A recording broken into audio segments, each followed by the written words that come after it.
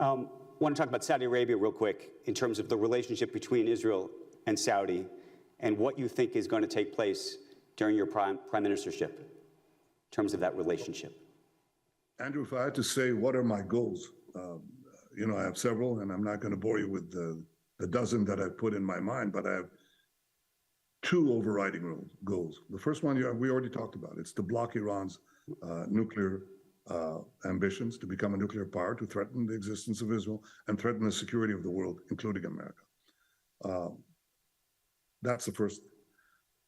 Complementing that is something that comes out is to increase the circle of peace, but by an order of magnitude.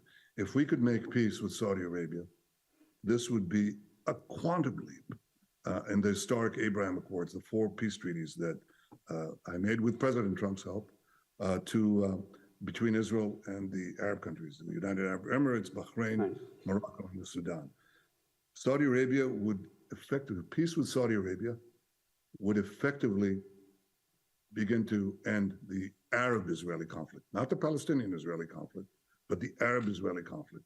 And that would be a boon to peace. It would be a boon to the world. It would make a huge difference. It already is. We already see the kind of peace that we enacted with the United Arab Emirates. You could see that changing, even economically. The lives of Israelis, the lives of the Emiratis. I mean, the whole thing is different from the cold peace we had before with Egypt and Jordan. So I think that is possible. It's a decision that the Crown Prince Mohammed bin Salman will have to make.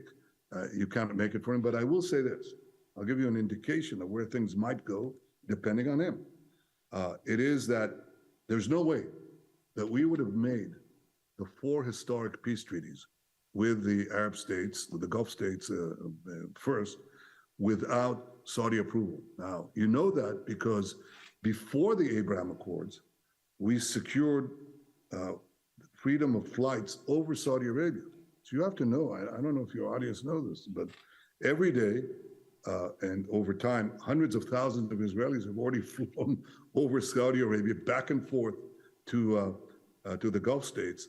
And I think that could be a harbinger of a very good future, very good future.